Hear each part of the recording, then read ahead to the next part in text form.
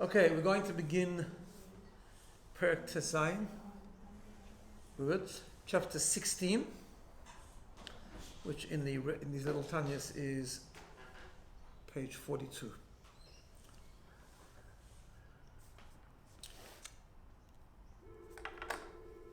Alright, so in this Perek, Alter Rebbe continues a few important rules with regard to a Benoni.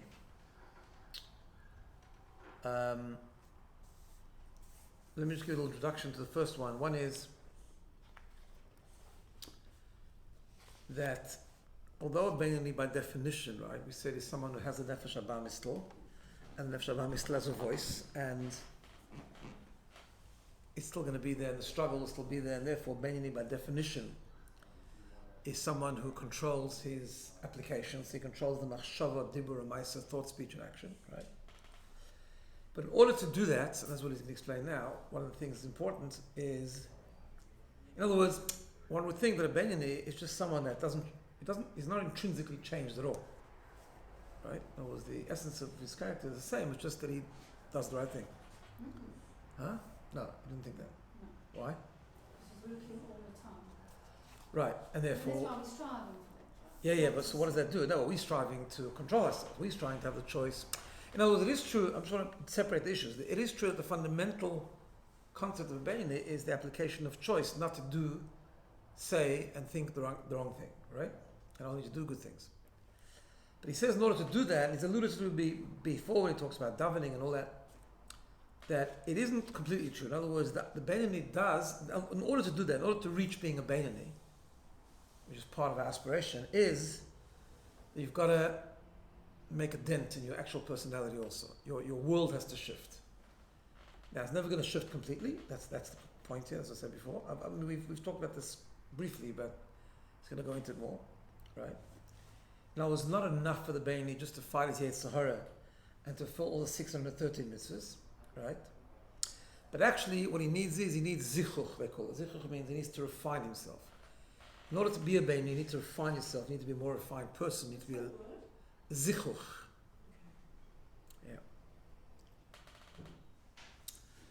Yeah. Which means a lot of hard work, like you said, right? So it's hard work, but the hard work is not just about each moment making the right choice. It's hard work to become a different kind of person. It's hard work to refine our brain, our heart, which are the most important sort of drivers within ourselves, and in order to be able to control our nature, in order to control our personality. Now, it's true, the person doesn't fundamentally change their midas, their emotions. Because midas are very hard to change. Only a real tzaddik can actually completely transform their midas. But we can make a dent, we can make them more refined, so that we're able to govern them better. Okay, so that's the important thing. Let's see how this plays out of here. This is a big rule in the service of Hashem for a Benoni. So ha'ikr, the main thing is limshol, v'lishloit ala teva shebechol lasmoli. The main thing is to rule and to control the nature, the personality, which is in the left ventricle, which is in other words the emotions and the impulses of the nefesh haba mistel, the animal soul. And how does it work? We said it works with a bit of help of Hashem, alidei oir Hashem, through the light of God, hameir, which shines with nefesh and a kiss to the godly soul, shebemoyach in the brain, right? Because what we said before is that the voice of the heart, the voice of the nefesh haba mistel, which is in the heart, which is primarily emotional, pops up first in response to an issue. It's faster and it's stronger. Right away, the nefesh and a kiss argues from the brain, in other words, to make the right decision. But it needs that push from Hashem's help in order to tip the scale, right? That was the third judge, as we said. The lishloit al alev, and also to control the heart. We've got to be able to control our impulses, our temptations, our taivas, and so on and so forth. But it works, as we said, it works by actually hard work, and it works by changing and shifting. How does it work? He says it works because you've got to change, you've got to work with the brain. How does it work with the brain? Keshemizboinein b'moichai, when you contemplate in your brain, B'gedulas ein sof baruch. So here's the point of this, of part of this parak. It comes through hisbonenus, through reflection, through understanding, through meditation, through deep thinking, surrounding the concept of Gedulas Hashem, the greatness of God, right? Which is what most of Chassidus is about, right? That's the reality. It's the bittul of the world. I mean, in order to understand the greatness of God, we also have to understand the insignificance of the world, how the world is really... What's that? I'm listening. No, I'm not only talking about the messed up madness that is going on today. No, I was thinking about how hard that is. Of course it's hard. You're trying to change, dent yourself, and Yeah. that's what you have to do. Yeah, To me, it's like, Yeah. Now, the first part of what he explains it is how it works ideally. Right? Ideally, it means in order to change the heart a little bit, in order to have a dent in our personality, we have to give birth to Avas Hashem, to love of Hashem. Which means not only about reflecting on the greatness of Hashem, but reflecting on the greatness of Hashem to a point where we're going to see in a second, else we'll do it inside, but to a point where it gives birth to real love of Hashem. Right? Which is why, by the way, davening is such an important part of Tanya. Because that's where you do it. I mean, you do it before, right? I mean, the structure of Chabad yeshivas, right, was always, especially since Rabbi Rashab, was to learn, although learning, according to the Gemara, the mitzvah of learning Torah comes after davening, but the schedule, or at least part of the schedule, to learn Chassidus was before davening. Because that's the idea. You have to learn before davening, you have to think, you have to, and then the ideal structure was you learn the concepts and then you reflect on them before you daven. Right? Which is a very, very integral part of davening. There was a chassid, I can't remember who it was, I think it was Rabbi Hillel Parasha, that a person came to him and he said to him, he has a problem. Because when he reflects, when he spends a lot of time before davening, deeply thinking and reflecting on what he's learned, it works really well. And he actually becomes awakened and he's really sort of making a dent and he's developing this emotional attachment to Hashem. But then when he davens, he doesn't flow so much into the davening. So Rabbi Hillel Parasha said to him, what do you care if you daven before you daven? Meaning, in other words, it doesn't matter. If you reach the goal before you actually daven, it's fine. I'm not that he was davening, he was mumbling the words. But it wasn't as good as the reflection before davening. But that's the point. The point is, reflection through davening. Davening itself is about, if you look at the words, is about, till we get to the Amidah, is really about reflecting on the greatness of Hashem, how the Malachim praise Hashem, and our bottle to Hashem. And all of that, of course, ties into one of the main ingredients of Chassidus, which came, Chassidus Chabad particularly, which I think the Mittler Rebbe writes, or the Tzemach Tzedek writes, that the entire Chassidus came for one thing, which is the Alter Rebbe's chidush, so to speak, the Alter Rebbe's depth, I should say, in the concept of Achdus Hashem, the oneness of Hashem. We learn that one of the mitzvahs, the first mitzvahs of the Torah is Shema Yisrael Hashem Elokeinu Hashem Echad. Hashem is one. And that can mean many things. It can mean the belief in Hashem that everything comes from Hashem. It can mean that He's indivisible. The Alter Rebbe took it to a new depth, and that is that not He's indivisible or that everything comes from Him, that there is nothing besides Him, really. Which is another, we have to understand what that means. And right, so all that is part of these bandhas, and we understand His greatness. He fills the world, He surrounds the world. All these tremendous depth that we learn about in Chassidus, all for that one thing, to understand the oneness of Hashem, and therefore the oneness of Hashem, how everything is really part of His reality, and therefore everything that hides His reality is really nothing and insignificant, and keeping us away from connecting to Him. And therefore, when you do that long enough, and you think about that, you reflect about that, you attract it to Him. You want to become connected to Him, and you want to be disconnected from anything else that's standing in the way. Right? So that's what he says. He says, when he reflects in his brain, B'gedulas ein sof baruch hu, the greatness of Hashem. And he does this through Chochmah and BINA. But the point then is, L'hoilid mi bidnosai, he gives birth from his BINA, from his deep understanding. Ruach das, a spirit of das, which we learned at the beginning of Tanya. Das means when you become completely connected and immersed and one with the concept. And what that does is, that your Ruach das will, the Yiras Hashem b'moichai, will create a awe of Hashem in your brain. Now it's interesting when he talks about yira. There's two emotional mitzvahs in terms of connecting to Hashem. There's avas Hashem and yiras Hashem, love Hashem and fear of Hashem. Chassidus is full of different levels of love, different levels of fear. But over here he says fear in the brain and love in your heart. So what he means is there's two types of fears. There's a fear which is in your heart also, but fear is more a perspective. In other words, right? I'll give you an example. When you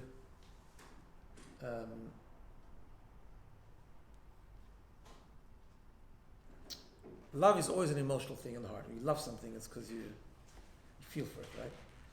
Fear can also be in the brain, meaning it's like an awe, like you're scared, but it's an intellectual scaredness. For example, let's say there was a recall of Panadol because they found in 5 Panadol packs a poison or something, right? I'm just saying this happened once in America with Tylenol, right? So you wouldn't buy Panadol for a long time until it was verified there's nothing wrong with it, right? Why? Because you're scared to, because just in case it's contaminated. Doesn't mean you walk around petrified. You're not having a panic attack, right? It's just a reality in your brain, right? Where love is different. Love is mamash a heart thing. Love, when you love something, means you have a feeling for it, right? Yeah. So go back one step, please. He said fear in your brain. Yeah. So I'm sorry. I stopped middle sentence here. So the first thing you do is you got to think about this greatness of Hashem. What does that do? It results in two things. First of all, through BINA, you give birth to a spirit of das, which in turn can then cultivate a perspective of awe, of yira, of fear of Hashem in your brain, right? And what will that do? It'll motivate you to go away from anything that's bad, meaning not to any avera. The oraisa uderabanan, whether it's biblical or it's rabbinic. Afilu isur kal shel divrei, even a very light transgression, chas v'sholem. Why? Because anything that's against halacha, against Shulchan Aruch, would be keeping you away from Hashem, right? And it gives you, now I'll explain this in a second. Also it gives you the avas Hashem, hopefully what you reflected upon and you really went through the thinking process. It will give you a love of Hashem in your heart, b'chol ha'yamoni, in the right ventricle, which is the headquarters of the nefesh elokis, right? Which will then in turn motivate you to do, good things. B'chasheka v'chafetza, with great appetite, with great desire, with great yearning. L'dofka boi teklif to Hashem. The kiyum ha-mitzvahs, with the fulfillment of mitzvahs, the oraisa d'Rabbanan, the Talmud Torah keneged kulam, and especially the learning of Torah, which is above all the mitzvahs. Now, what did he just say now? He said like this. He said that in order to do a Benoni, you can't just wake up one morning and make a commitment, I'm going to control my machshava dibur u'mais. It doesn't work like that.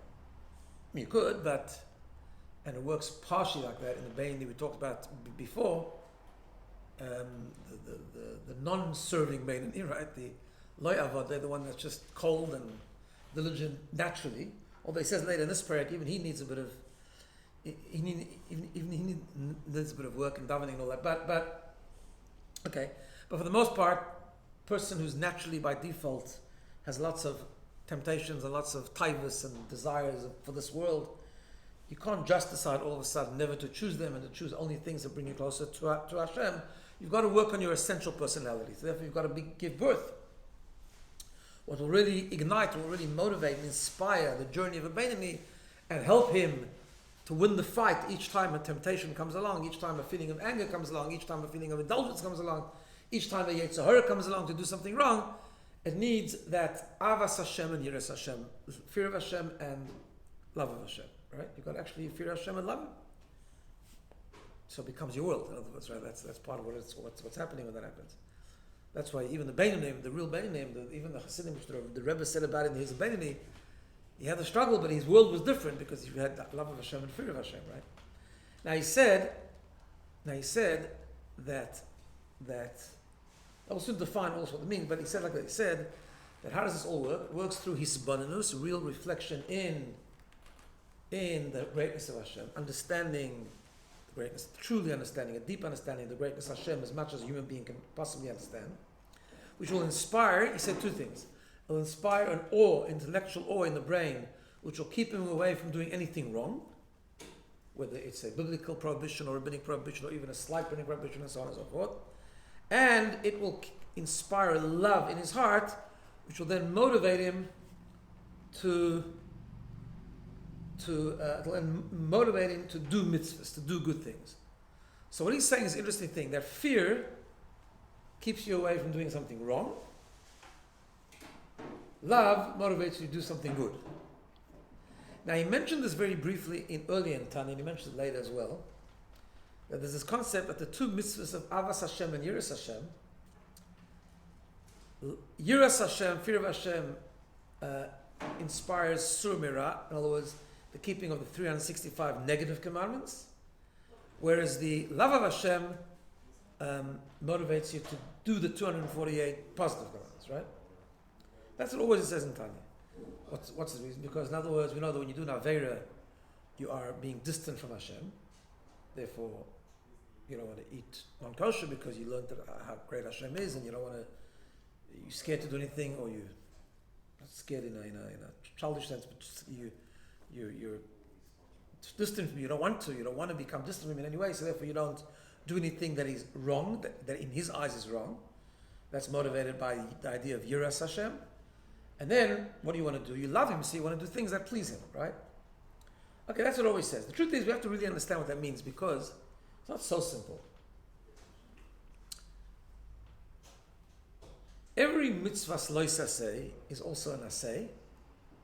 The Gemara says that any time you have the temptation to transgress a mitzvah lois aseh, and you don't, it's as if you have fulfilled the mitzvah. Right? Now, before we get there, what we said before, of course, is true. Generally speaking, mitzvahs lois aseh is to keep us away from things that disconnect us from Hashem, right? So, for example, just so I understand, before we get to this deeper idea, if you want to put food in a beautiful plate, right? You want to put a beautiful piece of chocolate cake in a beautiful china dish, but the dish is dirty, it's not going to be very appetizing, right? So putting the cake there is not worth anything, so to speak, right? It's not very tasty, it's not very attractive. So if you want to put cake in a plate, you've got to make sure that the plate is clean, right? So on a very basic idea, basic level, that's how we explain the negative commandments and the positive commandments. Every mitzvah brings a divine light into the world. Every mitzvah creates a bond between us and Hashem, right? So it brings us close to Hashem. However, that bond has to take place in a context which is conducive. And the world is full of dirt, it's full of klippah, it's full of sitra achra. And if we do things that Hashem doesn't want us to do, we're further engaging in the klippah and the sitra achra, right? So therefore, on a basic level, lois haseh is to remove the dirt, mitzvah say is to bring down the light. Okay. It's not so simple, because we do learn both in the revealed part of Torah and in Chassidus how sometimes a mitzvah's lois haseh can actually bring even a greater light, a more transcendent light. It's not fair to explain why, but that's what it explains. And just generally, every time we overcome something and we don't do what Hashem doesn't want us to do, it says, Yoshav, the Gemara says, Yoshav v'le ovar aveira. If a person sits and doesn't do an aveira, it's like he's done a mitzvah. Right? So a person is hungry, and he walks past the store, and he really wants to eat a sandwich, he knows it's not kosher, and he says, no, I'm not going to do it, Hashem doesn't want me to do it, he's done a mitzvah. Not only has he kept himself away from aveira, it's like he's done a mitzvah. Similarly, if a person decides he's not going to do a mitzvah saseh, if a man decides one day he's not putting on tefillin, it's true, yes, he didn't bring the light into the world, but he also rebelled against Hashem. Right? So he didn't aveira. So, in other words, sometimes you can have love of Hashem, which will also motivate not doing an aveira, and you can have fear of Hashem that will motivate doing a mitzvah, right? So there's many ways to explain that, but nevertheless, the two things are different, and in fact, the truth is like this. The truth is that both these things are in both lois haseh and haseh. Sorry. In other words, like this. You do any mitzvah, let's say even a mitzvah saseh, right? Any mitzvah saseh has two parts to it. Let's say you light Shabbos candles, you put on mezuzah, put on tefillin, right?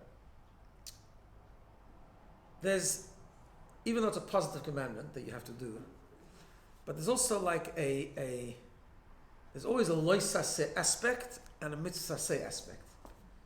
So the lois haseh aspect is the technicalities, the halacha. You know, I've got to write the aleph in the mezuzah like this, because if it's not, has the shape, I haven't done the mitzvah. So it's more like how to make sure this is going to work, right?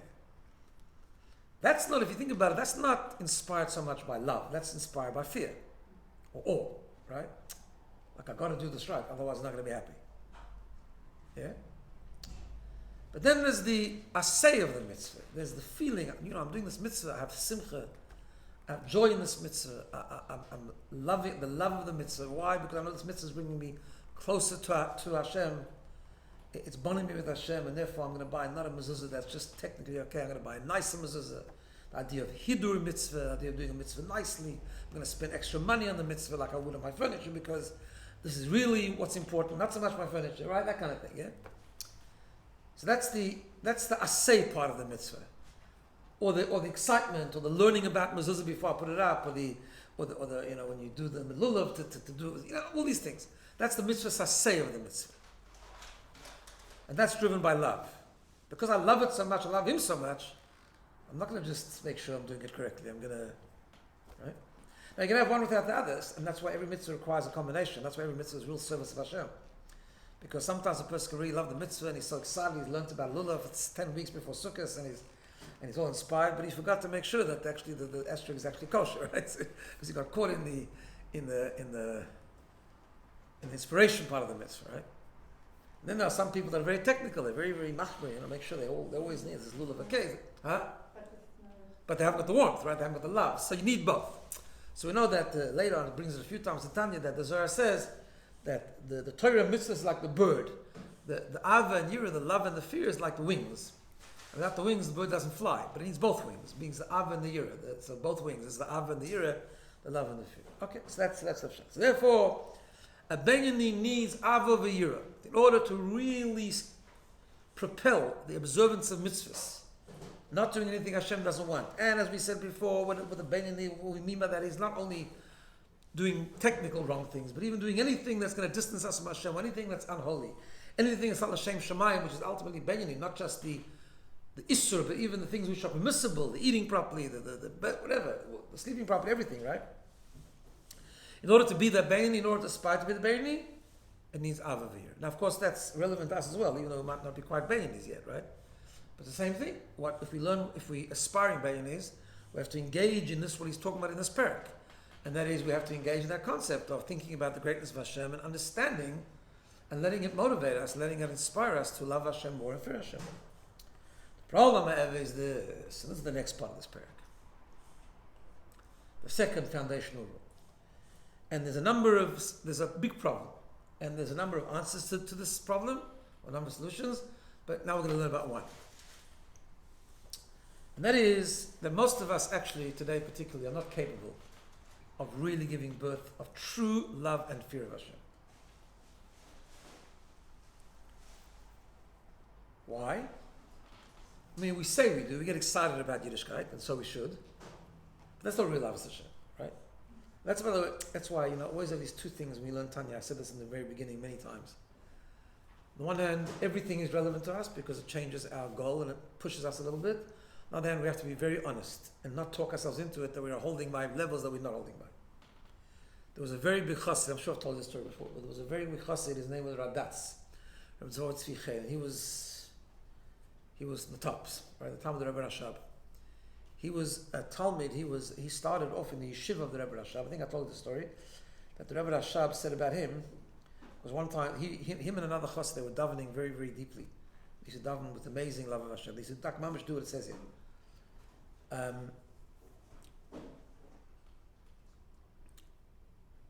Before I go, there was another, just to tell you like I was in the old Chassidim, they really felt the love of Hashem, right? There was a chassid called Rabbi Mayor. He told a story, I think, about his father-in-law, whatever, a big chassid. He once had a fabring and he took a lot of l'chaim. And he was walking home with the fabring and he was a bit tipsy and whatever the case, and he was saying, I love him, I love him, I love him. So I think his grandchildren, he says, Zayda, who do you love? He said, the Eibishter. Right? He really loves the Eibishter. Okay. So this Radatz, he was, one time the Rebbe Rashab, there was in the Babish, they used to have the minyan for Shachris in the morning. All the Bachrim would daven nicely and slowly and as best as possible. Then there was like a number of Bachrim who would be in a room next door and they would keep davening for a number of hours and they would be very steeped if they were on the level. And one time there was about 30 Bachrim davening in this room and the Rebbe Rashab walked into the room. And people noticed that the Rebbe Rashab walked in, so they stopped. They stopped the davening, and so, except for two. There were two Chassidim who were so involved. I think I've told this story. They were so involved they didn't even notice the Rebbe Rashab. One of them was Radatz, And Rabbi Rashab said that for those two Bachrim was worth the whole Tomkes. Remember? The rest is bonus, right? The rest is profit. We covered the expenses with these two guys. Okay. So, but nevertheless, the Radatz, who always davening, the years and years and years of him building Avas Hashem, when he was on his deathbed, someone asked him, "No, Reb David, did you reach Avas Hashem? Did you reach the love of Hashem?" So, being who he was, he couldn't really deny it, but he didn't want to acknowledge it either, even him. He said, "No, a kitzel giton." He said, "A little tickle, maybe." Right. So, real Avas Hashem in the heart, emotional love of Hashem, although we can taste it sometimes for a few moments and that, but it's actually very difficult. Because you know why? Because it requires not loving anything else. It's an exclusive love, right? No, to say that we love Hashem, so then, why do we eat extra pizza last night if we love Hashem so much, right? So it's very hard to actually reach and to, because we are people who by default love everything else besides Hashem. And if He is everything, then you can't love anything. Correct, exactly. Yeah. Particularly because it's everything, exactly, yes, right? So anything that we love as an independent thing, right, contradicts the love of Hashem, really, right? I'm not a man. No, but 1 second, we'll see. We're aspiring babies, so it must be relevant to us, this. See, so now what he does is he establishes a very important concept. He says like this.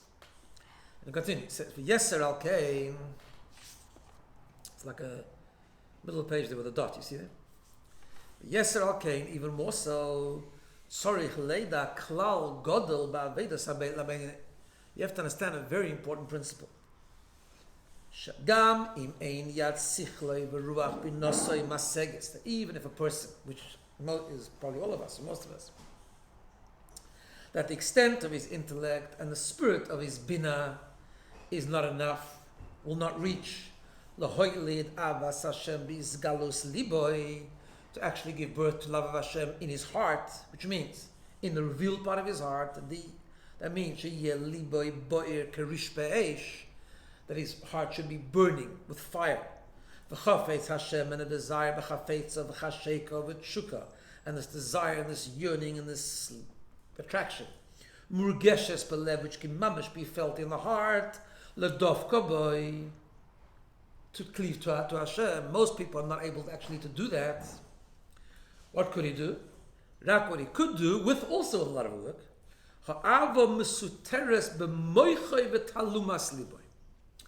What he could do is he could reach a hidden love in his brain and in the hidden recesses of his heart. What does that mean? Say like this. In order to understand this, we have to understand the following principle. So, we've said in the very beginning of Tanya, we just said now on the last page, that thinking about something gives birth to emotion. That's why Chochmah Mina called mother and father. Remember that, right? So how does that work? How does it work with the greatness of Hashem? How does it work with anything that a person thinks about, for that matter, right? But let's talk about greatness of Hashem. Let's say a person learns. He learns a lot of Chassidus, let's say, right? A lot of Kabbalah, a lot of Pnimi Sator. He learns about the greatness of Hashem. He understands it. He's spent years thinking about it. He knows the world is nothing, right? Okay. So what's the conclusion? He comes to a conclusion. But the conclusion initially is in the brain, not in the heart. That's how it works, right? He comes to a conclusion that really, and he believes it, that nothing else worth pursuing other than Hashem. Right? Nothing else worth loving other than Hashem. Does he feel that love in his heart? No, not yet. Or maybe never. But he has that, there's like what we call the emotion within the brain. Right? Before Chassidus explains elsewhere, I don't know if it's exactly the same idea as here, but it's more or less the same thing. That before, we've talked about this before, that for intellect to come down to emotion, it's actually hard. Right? On any level, really, without burning love, even just to apply it. There shouldn't be cognitive dissonance, right? Why? Because the transition from intellect to emotion is a big transition. It's very, very opposite. But what happens is, before it comes down to the heart, there's a kind of intellectual emotion, which is oxymoron, but nevertheless there is. In other words, there's a part of our thinking that is pure thinking. We're just intellectualizing. But then, even in the world of intellect, that intellectual concept gives birth to a conclusion. Wow, okay, so I've understood that. That's amazing. That means that I can't pursue anything else besides Hashem. That's already, it's still in the brain, it's still intellectualizing it, but it's a real bit of an emotional intellectualization. Does that make sense? Yeah. Then what happens is, hopefully, if a person's got proper das and he can really do this, it will come down to the heart and be revealed in the heart as a full-blown emotion, right? Now the truth is that even in the heart there's two stages. Because later we're going to talk about that we all have a kind of, later it talks about an intrinsic hidden love that we all have. And now he's talking about something else. Even in the heart sometimes there's a kind of, okay, I have a desire to do something. It's not full-blown yet. It's kind of a cold emotion, but it's there, right? So it could even be in the heart also in two levels until it gets to a full-blown romantic love with Hashem kind of thing, right? So he says like this, even before he talked about the necessity of really giving birth to a full-blown emotional love, he says, how about if you can't do that, which is most of us, right? But he says what we can do maybe is at least to give birth to a intellectual love. Or a hidden emotional love at least, right? Hainun, he says like this, what does it mean? That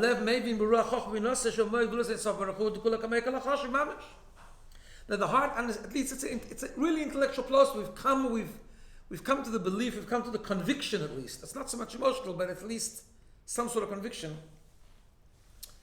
that we understand how nothing is significant in the face of Hashem. Al Shal Kain, which therefore we understand Yasalo Yisbarech. Therefore it's sort of becoming to Hashem that we should just turn to Him. And to incorporate ourselves in His light. And the Nefesh understands it, and the Ruach and the Nefesh and every part of us understands Leo's Kolois Eilav B'chasheko B'chafetza, that we should just yearn for Him. In fact, if we really did this honestly, what would be our conclusion? Like Nodav and Avihu, even though you're not supposed to remain there, but we'd actually come to the conclusion that really this world is stupid. That really we're better off not remaining in this world. We should really just, Anashama should go up and cleave to Hashem, right? And we understand, however, but then we understand that we're not going anywhere because Anashama is in our body. And we are trapped, and Neshama is trapped in our body, right? This should be the conclusion that we come to. This is the conclusion we come to. That really, the only thing is we should really incorporate ourselves in the light of Hashem, which means a Neshama should really leave this stupid existence and just become one with Hashem. But we know that's not happening because a Neshama is trapped in the body. And trapped in the body says like a living widow. You know, a living widow is like an aguna almost, right? Like a chained woman, right? Like someone who can't find a husband because he disappeared. That's the original aguna, right? So in other words, she's not connected, but she's trapped. If she wants to go, she wants to find a husband, she can't, right? And we understand that we understand the way the neshama is in this body, we can never even grasp Hashem in any sort of slight way. However, we do know, this is the end process thinking, that we actually could connect to Hashem. In other words, part of our thinking is really better off not being in the body, but then we understand actually, no, Hashem wants us to cleave to Him. And we can cleave to Him in the body. How? There's only one way, however. This world is not going to do it. What will do it is, in this world, unless we take hold of and we grab and we enclose ourselves, we immerse ourselves in Torah mitzvahs. Right? Like we learned in the very beginning of Tanya about learning Torah, it's like hugging the king. Are we hugging the king in Gashmias? Are we hugging the king the way the king came down to our level, how he put on multiple clothing? It doesn't matter. Once you hug the king, even if you're hugging his 25th jacket and coat, you're hugging him. So you got him, right? So therefore, what will learning this thing, even if you don't give birth to emotional love, but you have this intellectual love at least, what's going to happen? The Ilazois, we understand that therefore this is the end of the story. So what should we do now? What's good for the nefesh, for the ruach, for the neshama? L'chapkoi, just to hug Hashem, b'chol leiv, with our whole heart, for nefesh and moed, to do more than we can, just as much as we can, just to hug the king. Dainu, that means, in other words, kiyum ataryag mitzvahs and ma'aser v'dibur, to keep mitzvahs in action and in speech, v'chayim machshava, and in thought, which is The thought part is the Asoga Hidiyas HaTorah, it's the understanding of Torah. Canal, like we said before. Yeah? So that's possible. That is possible. That's in within the reach, on some level. In other words, he can be a person that's just not on the level. And by the way, a person can not be on the level for many reasons. Sometimes it could be that a person not on the level to really develop an emotional love, not because he's stupid, not because he can't understand it deeply enough. It's some of the stuff is very deep. It can be understood by many people, and yet even understand it very deep, and even if they good das, and even if they immerse themselves for hours and hours thinking about it, not necessarily will result in an emotional love because our heart is blocked. Our previous engagement with materialism and materialistic things sometimes makes it difficult, right? It's very hard to break right? Often the heart is encased in a very thick shell, which was created by all our indulgence in this world, right? That's something he talks about later. I mean, that's part of the thing, right? You can't just one day decide, you know what, I can't be a baby. I'm going to daven. I'm going to learn. I'm sure I'm going to give birth to an emotional love Hashem. No, you're full of blockages, right? Okay, so that's years of work to take care of that blockage. Blocks in the artery, you haven't had the heart attack yet. Sorry? Yeah, Blocks in the exactly. artery. Exactly, right? But he says that a lot of people cannot give birth to a real emotional love for whatever reason. Because someone was indulgent in not natural madrega, but because we have a nefesh habamis. Nefesh habamis is in the heart. So Penetrating the heart is very difficult, even the nefesh lekis heart. but we've all come in at a different madrega. Yeah. So does that not mean that we have restrictions as to how? No, but we've all come to the madrega of how much we can understand, what level we can reach. But by default, supposedly everyone should be able to reach some level of Avas Hashem. The problem is that by the time we get around to it, we've already been quite immersed in this world, right? We've eaten, we've slept, we've emboldened the nefesh habamis. So penetrating the heart is very difficult. I'm just giving one idea of why it's so difficult to give birth to an emotional love of Hashem. Lisa, I don't understand what you're asking. So I'm that understanding that we can develop intellectually I'm wondering if it can be restricted by the Oh, even the intellectual love. Ah, yes. So later he's going to give another solution for someone who can't even do that. But on some level, people could. I mean, we talk about learning Chassidus, for example, learning about the greatness of Hashem. Yes, everyone comes to the world with different intellectual capacity. But that doesn't matter. That doesn't mean that people can't reach this conclusion that everything's bottled to Hashem and there's nothing worth pursuing other than Hashem. Every person has the ability to reach that on some level.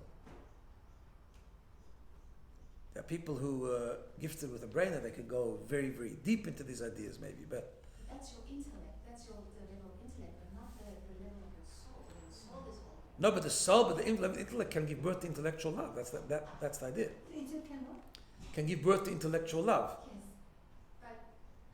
but how does this system fit with the Madrega system? No, because it means that you'll have a tough. Every person's madrega means you'll have a different war. But we're talking about the ability to overcome the war. And therefore we.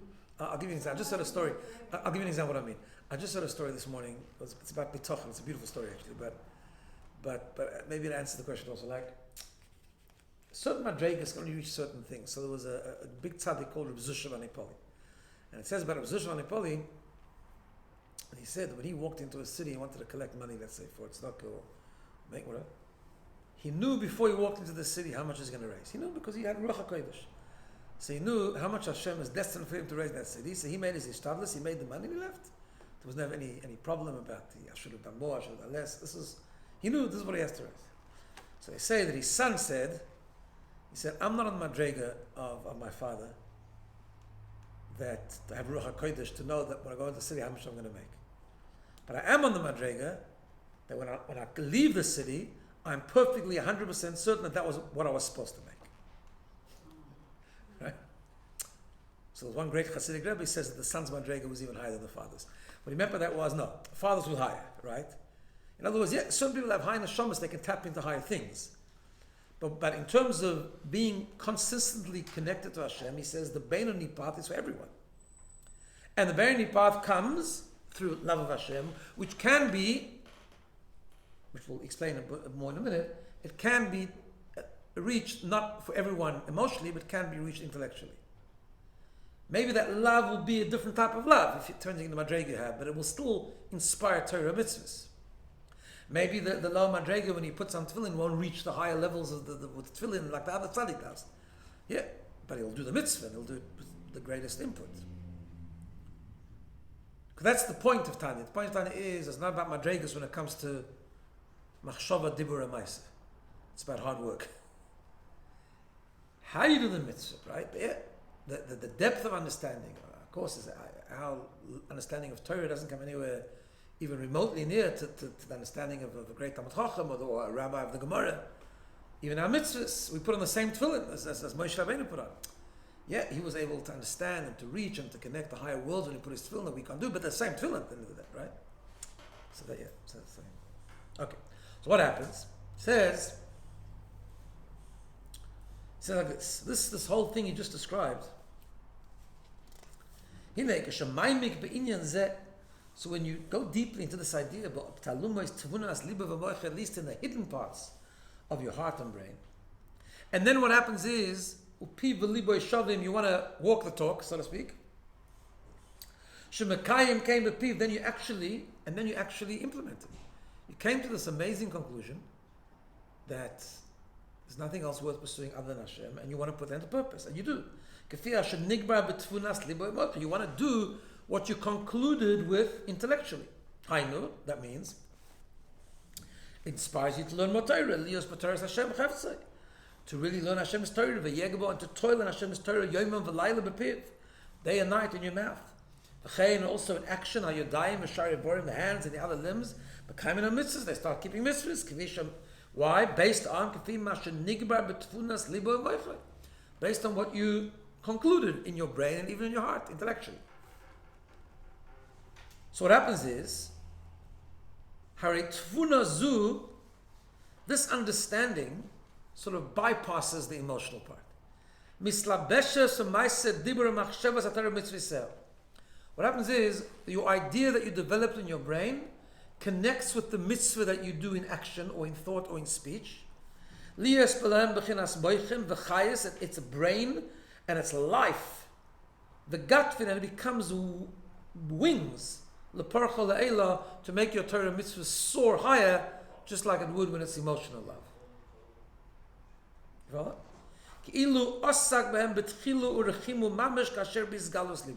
As if you would do it with full-blown, revealed love and fear in your heart. And bypassing. So bypass that revealed emotional, which is a gift from Hashem, really, but we'll soon see. Want to put it actually?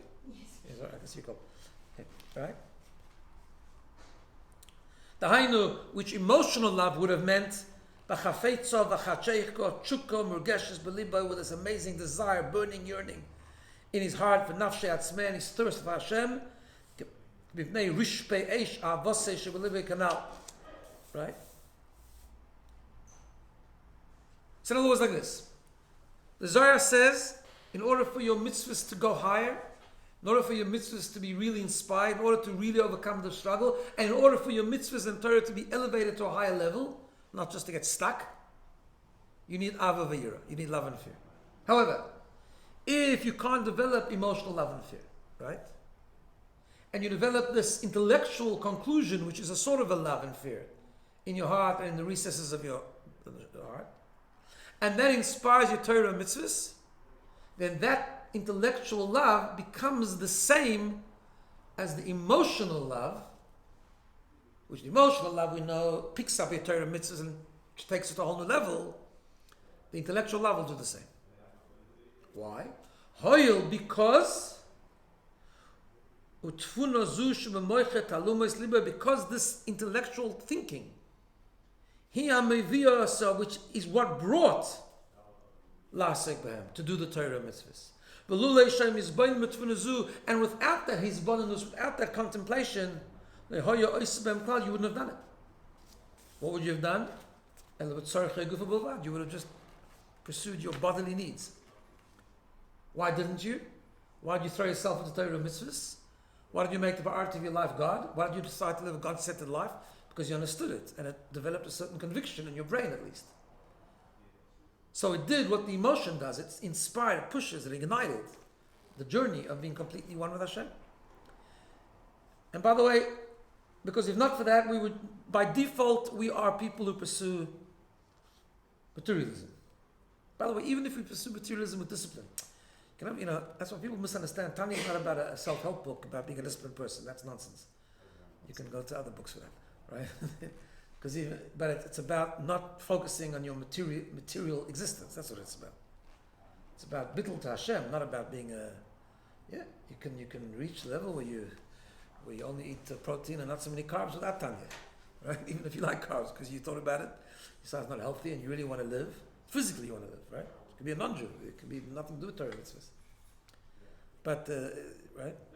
But it still fits in, even though it's hard work, but it's not the hard work they talk about in Tanya. It's a big mistake people make. It's not the same thing.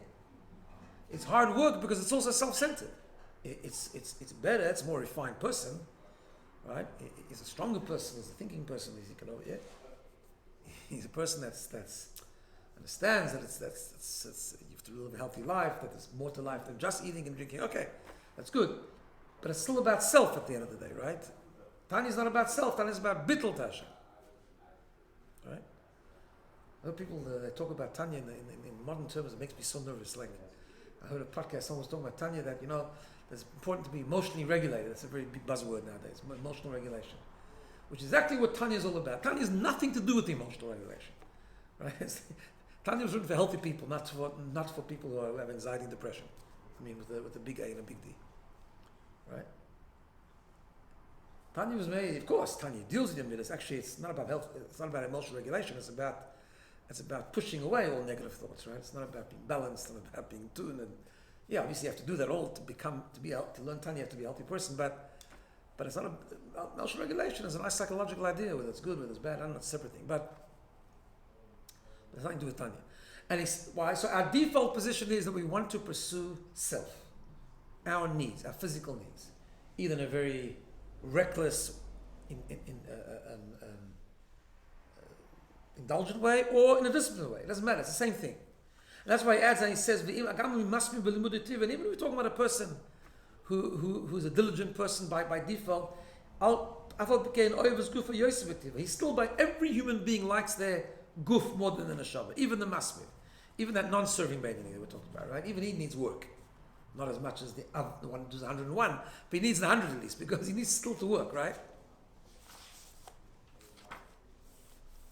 Now he says a beautiful idea.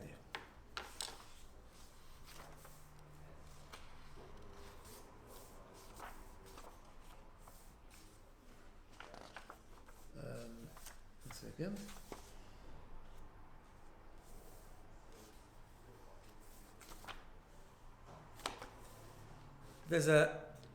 This thing is really a gift from Hashem. Because really, I'll explain this outside because it's a very beautiful idea. Really doesn't work like that. Really the person works that you do need emotion. That's why in the beginning he said you need love of Hashem, right? Because love of Hashem changes your personality, it transports you to another world.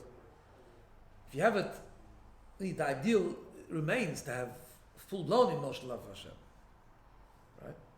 Which is why those people who are able to do that, those great Hasidim, daven for hours each day to try and bring that about, right?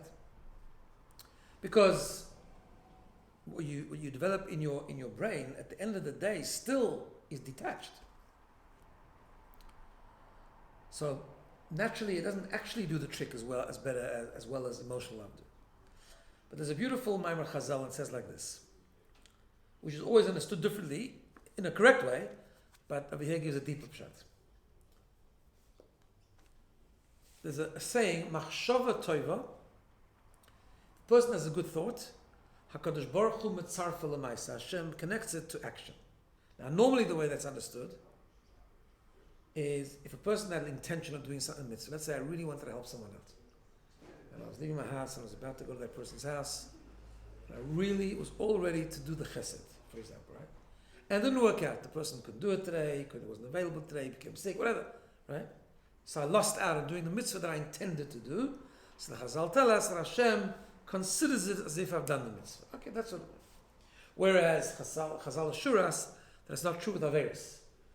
If you have an intention to do something bad, Hashem doesn't say, I'm going to count like you did something bad already. You only did something bad when you do something bad. Not that having a sinful thought is a good idea, but it also affects a person spiritually, but it's not, if you say, I'm all ready to eat treif and then the restaurant closed down, right? Hashem doesn't say, you only didn't need it because the restaurant closed down, I'm still going to count like you did it. Not true. Okay, that's the chesed of Hashem. Okay. But in Tanya here, he says, no, the pshat's different. It's deeper. Hashem gave us a gift, what he's talking about here in this parak. The machshava toiva. If a person had a good thought, meaning he developed love of Hashem intellectually, he did it properly with conviction and a real conclusion, HaKadosh Baruch Hu mitzarfa l'maisa. Hashem will allow that thought to be connected. That's the word mitzarfa actually means. Tziruf means to join. Hashem will allow that to join to your action. In other words, really it should have to go to the heart first, but not everyone's capable of doing that. So what Hashem does, he says, if you develop that ava and yira in your brain, so it's machshava, it's a thought, Hashem mitzarfa, Hashem connects it to action.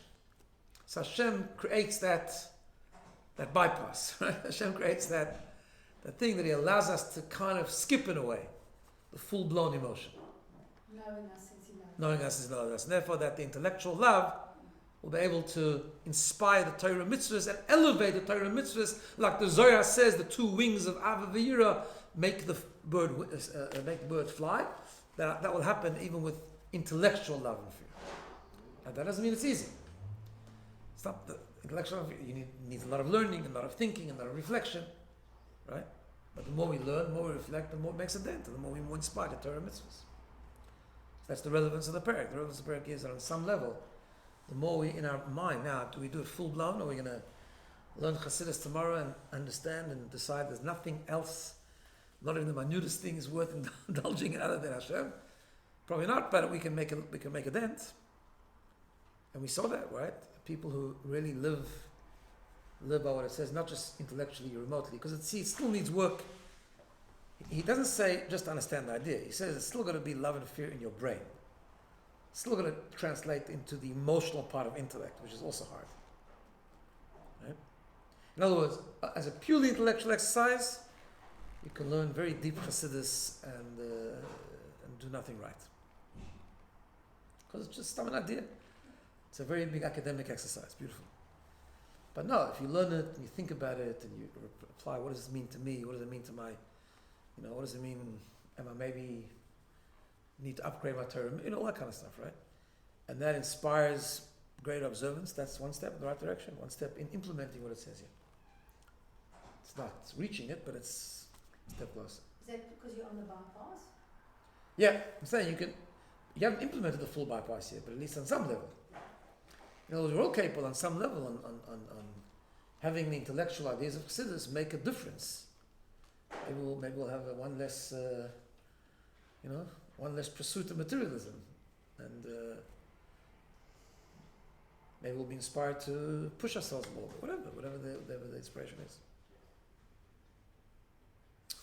All right.